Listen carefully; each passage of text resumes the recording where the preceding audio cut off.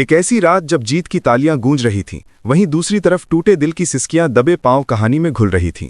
खुशी और धोखे के बीच खड़ी स्नेहा को शायद खुद नहीं पता था कि उसकी किस्मत उसे किस मोड़ पर ला खड़ा करेगी, क्योंकि यही वो पल था जहां प्यार भी था, दर्द भी था और शुरू होने वाला था सबसे बड़ा तूफान।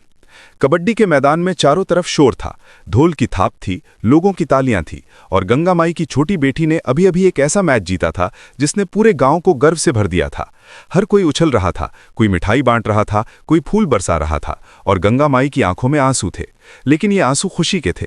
उसने अपनी बेटियों को बड़े संघर्षों के साथ पाला था और आज उनकी मेहनत रंग ला रही थी। लोग कह रहे थे, देखो गंगा माई की बेटी ने नाम रोशन कर दिया है, जीत हमारी है, जीत हमारी है। इसी बीच हवा में हल्की सी बेचैनी भी थी, क्योंकि भीड़ के बीच सिद्धू भी वहीं खड़ा था। उसने दूर से स्नेहा को देखा और उसके चेहरे पर एक अजीब सी चिंता थी, जैसे वो कुछ कहना चाहता हो लेकिन कह नहीं पा रहा हो। अचानक तालियों के बीच ही सिद्धू को चक्कर आने लगा, उसकी सांसें तेज हो गईं, उसका चेहरा पीला पड़ने लगा। लोग घबरा गए। किसी ने कहा, अरे क्या हुआ इसे? तभी स्नेहा दौड़कर उसके पास आई। उसने बिना देर किए कहा, जल्दी इसे हॉस्पिटल ले चलो, ये ठीक नहीं लग रहा। वो उसे अपने साथ ले गई। गाड़ी में बैठते वक्त उसके हाथ कांप रहे थे, लेकिन दिल में कहीं ना कहीं एक अनजाना सा अपनापन भी था। हॉस्पिटल पहुंचते ही डॉक्टर उसे अंदर ले गए। स्नेहा बाहर खड़ी रही, उसका दिल तेजी से धड़क रहा था। उसे खुद समझ नहीं आ रहा था कि वो इतनी परेशान क्यों है। थोड़ी देर बाद जब उसे अंदर जाने की इजाजत मिली तो वो सिद्धू के पास गई। वो बेहोश पड़ा था, मशीनों की आवाज कमरे में गूंज रही थी। तभी स्नेहा की नजर उसकी छाती पर पड़ी, जहां एक टैटू बना हुआ था। वो टैटू उसकी मां दुर्गावती का था। जैसे ही उसने उसे देखा, उसके पैरों तले जमीन खिसक गई। उसे एक के बाद एक सारे फ्लैशबैक याद आने लगे, बचपन की यादें, मां के आंसू, पिता का धोखा और वही टैटू जो उसने पहले भी देखा था। उसे अचानक समझ आ गया कि ये तो वही सिद्धांत सिंह ठाकुर है, जिसे वो सालों से ढूंढ रही थी, जिसे वो अपने परिवार का दुश्मन मानती थी। उसका दिल जोर जोर से धड़कने लगा। उसने सोचा, ये कैसे हो सकता है? जो इंसान मेरे सामने हर वक्त था, जिससे मैं बातें करती थी, जिसके साथ मैंने हंसी बांटी, वही मेरा सबसे बड़ा सच निकला। उसके मन में गुस्सा भी था, दर्द भी था और उलझन भी थी। उसने अपने आप से कहा, जिसे मैं हर जगह ढूंढ रही थी वो मेरे साथ ही था और मुझे पता भी नहीं चला। उसके हाथ कांपने लगे, आंखों में आंसू भर आए, लेकिन वो किसी को दिखाना नहीं चाहती थी। उसने धीरे से कमरे से बाहर कदम रखा। जैसे ही वो बाहर निकली, उसका दिल टूट चुका था। उसे ऐसा लगा जैसे किसी ने उसका भरोसा हमेशा के लिए तोड़ दिया हो। उधर दूसरी तरफ दुर्गावती और परिवार के बाकी लोग भी हॉस्पिटल की तरफ निकल पड़े थे। उन्हें खबर मिल चुकी थी कि सिद्धू की तबीयत बिगड़ गई है। वे सब जानना चाहते थे कि आखिर कौन उसे यहां लेकर आया था, लेकिन जब तक वे पहुंचे तब तक स्नेहा वहां से जा चुकी थी। वो सड़क पर अकेली चल रही थी, बारिश की हल्की बूंदें गिर रही थीं और उसके आंसू भी उनके साथ मिल रहे थे। वो मन ही मन सोच रही थी कि ये सिद्धू भी बिल्कुल मेरे पापा जैसा निकला। उन्होंने मेरी मां को धोखा दिया और इसने मुझे धोखा दिया। मैंने पहली बार किसी पर इतना भरोसा किया था और उसने भी मेरा भरोसा तोड़ दिया। अब मैं क्या करूं? मैं कहां जाऊं? किस पर भरोसा करूं? उसका दिल पूरी तरह टूट चुका था। उधर गंगा माई हॉस्पिटल में परेशान थी। वो बार बार पूछ रही थी, स्नेहा कहाँ है? अभी तक क्यों नहीं आई? किसी को कुछ पता नहीं था। लेकिन फिर गांव में जीत की खुशियां शुरू हो गईं, मिठाई बंटने लगी, ढोल बजने लगे और इसी चक्कर में गंगा माई थोड़ी देर के लिए अपनी चिंता भूल गईं। लेकिन कहानी में असली ट्विस्ट यहीं से शुरू हो चुका था, क्योंकि सिद्धू अब होश में आने वाला था और उसके दिल में भी बहुत कुछ दबा हुआ था। वो जानता था कि स्नेहा को सच पता चल चुका है और वो उससे मिलने जाएगा। वो उसे बताएगा कि उसने जानबूझकर कुछ छिपाया नहीं था, उसकी भी मजबूरी थी। अगर वो पहले ही सच बता देता तो स्नेहा उससे पहले से ही नफरत करने लगती, लेकिन अंदर से वो इतना बुरा नहीं था जितना स्नेहा उसे समझ रही थी। पर यह बात स्नेहा के लिए मानना आसान नहीं होने वाला था, क्योंकि उसके जख्म बहुत गहरे थे। इसी बीच कहानी में ऐसा मोड़ आने वाला था जिसकी किसी ने कल्पना भी नहीं की थी। सिद्धू स्नेहा से मिलने जाएगा और वहीं वो उसकी मांग भरने वाला था। ये पल बेहद नाटकीय होगा, आंसुओं से भरा हुआ होगा और सवालों से घिरा हुआ होगा। अब आगे क्या होगा? क्या स्नेहा उसे माफ करेगी या फिर हमेशा के लिए दूर चली जाएगी? अगर आप इस कहानी के हर मोड़ को समझना चाहते हैं और अगले ट्विस्ट जानना चाहते हैं तो अभी फॉलो करना न भूलें, क्योंकि आगे की कहानी और भी ज्यादा दिलचस्प होने वाली है। हॉस्पिटल का माहौल अब धीरे धीरे बदलने लगा था। बाहर गलियारे में कदमों की आवाजें गूंज रही थीं।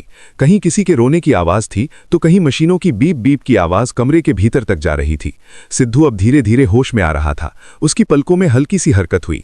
डॉक्टर उसके पास खड़े थे, नर्स उसकी नब्ज चेक कर रही थी और दुर्गावती दरवाजे के बाहर खड़ी कांपते हाथों से दुआ कर रही थी। उसे यकीन नहीं हो रहा था कि उसका बेटा इस हालत में उसके सामने पड़ा है। उसने मन ही मन कहा, हे माँ गंगा, मेरे बेटे को ठीक कर दो, मैं उसकी हर गलती माफ कर दूंगी, बस उसे बचा लो। इसी बीच अंदर सिद्धू की आंखें धीरे से खुली। उसे धुंधला सा दिखाई दे रहा था। उसने छत की तरफ देखा, सफ़ेद दीवारें, चमकती लाइटें और पास खड़े डॉक्टर। उसे सब कुछ अजीब लग रहा था। उसने हल्की आवाज़ में पूछा, मैं कहाँ हूँ? डॉक्टर ने कहा, आप हॉस्पिटल में हैं। आप बेहोश हो गए थे, लेकिन अब खतरे से बाहर हैं। आराम कीजिए। सिद्धू ने गहरी सांस ली। उसके मन में पहला ख्याल स्नेहा का आया। उसने चारों तरफ देखा, लेकिन वो कहीं नजर नहीं आई। उसके दिल में बेचैनी बढ़ने लगी। उसने कमजोर आवाज में पूछा, वो लड़की कहाँ है जो मुझे यहाँ लाई थी? डॉक्टर ने कहा, वो थोड़ी देर पहले बाहर गई थी, शायद चली गई है। ये सुनते ही सिद्धू के चेहरे पर चिंता की लकीरें उभर आईं। उसे लगा जैसे कोई चीज उसके हाथ से फिसल गई हो। उधर बाहर दुर्गावती और परिवार के बाकी लोग अंदर आने की कोशिश कर रहे थे, लेकिन डॉक्टर ने अभी उन्हें रोक दिया था। तभी सिद्धू को धीरे धीरे सब याद आने लगा। कबड्डी का मैदान, लोगों की भीड़, स्नेहा का घबराया हुआ चेहरा और फिर चक्कर आना। उसने आंखें बंद कर लीं और मन ही मन कहा, स्नेहा, तुम क्यों चली गईं? क्या तुम सच जान चुकी हो? क्या तुम मुझे गलत समझ बैठी हो? दूसरी तरफ स्नेहा सड़क पर अकेली चल रही थी। उसके कदम भारी थे, दिल टूटा हुआ था। हर कदम के साथ उसे अपने बचपन की यादें सता रही थीं। उसे अपनी माँ की सिसकियां याद आ रही थीं, जब उसके पिता ने उन्हें छोड़ दिया था। उसे वो रात याद आई जब उसकी माँ ने रो रो कर कहा था कि मर्दों पर भरोसा मत करना। वो सोच रही थी कि सिद्धू भी उन्हीं जैसा निकला। उसने मुझे सच्चाई क्यों नहीं बताई? क्यों उसने मेरे सामने इतना बड़ा सच छुपाया? उसके अंदर गुस्सा भी था और कहीं ना कहीं दर्द भी था, क्योंकि दिल के किसी कोने में वो अभी भी उससे जुड़ी हुई महसूस कर रही थी। बारिश तेज होने लगी थी, बूंदें उसके चेहरे पर गिर रही थीं, लेकिन उसे कुछ महसूस नहीं हो रहा था। तभी अचानक उसके सामने गंगा माई की गाड़ी आकर रुकी। गंगा माई ने खिड़की से बाहर झांक कर कहा, स्नेहा बेटा, तुम यहाँ क्या कर रही हो? हमें तुम्हारी बहुत चिंता हो रही है। स्नेहा ने कुछ नहीं कहा, बस चुपचाप खड़ी रही। उसकी आंखें लाल थीं। गंगा माई ने उसे गाड़ी में बैठाया और कहा, चलो घर चलते हैं, अभी बहुत कुछ संभालना है। लेकिन स्नेहा का मन कहीं और था। उधर हॉस्पिटल में अब दुर्गावती अंदर आ चुकी थी। उसने दौड़कर सिद्धू को गले लगा लिया। उसकी आंखों से आंसू बह रहे थे। उसने कहा, मेरा बेटा, तुम्हें कुछ हो जाता तो मैं जी नहीं पाती। सिद्धू ने कमजोर आवाज में कहा, माँ, मैं ठीक हूं, बस थोड़ा कमजोर हूं। लेकिन उसका मन कहीं और था।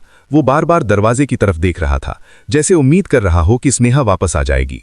दुर्गावती ने पूछा, बेटा, तुम्हें यहाँ कौन लेकर आया था?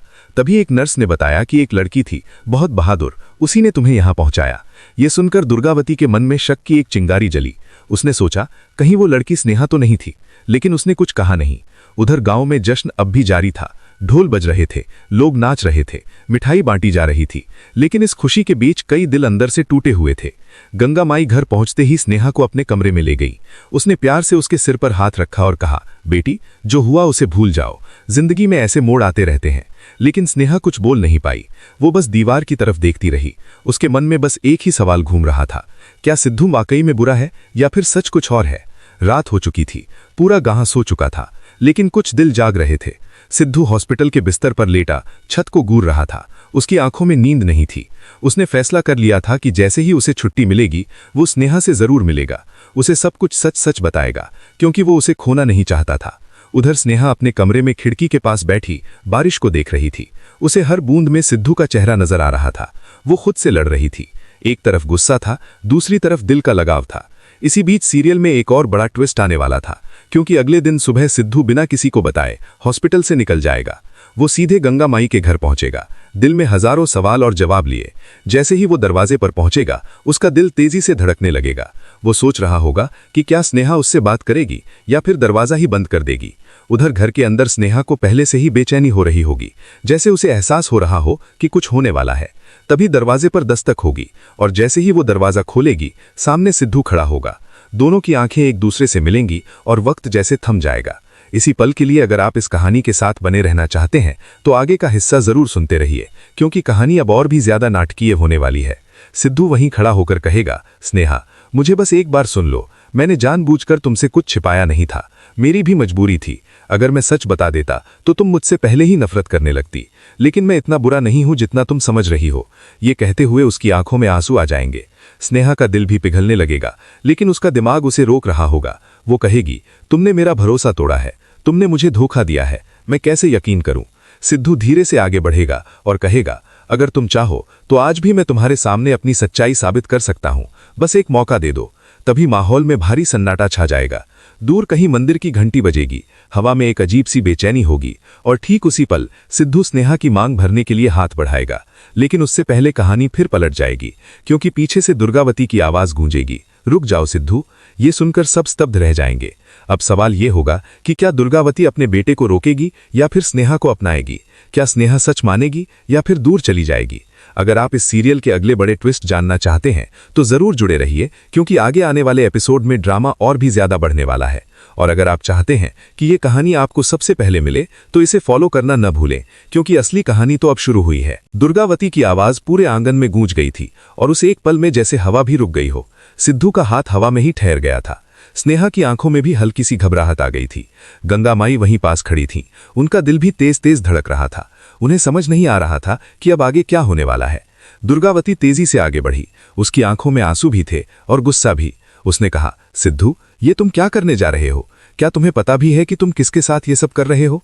ये वही लड़की है जिसने हमारी जिंदगी में तूफान ला दिया है। तुम इसे कैसे अपना सकते हो? ये सुनकर स्नेहा के दिल पर जैसे किसी ने हथौड़ा मार दिया हो।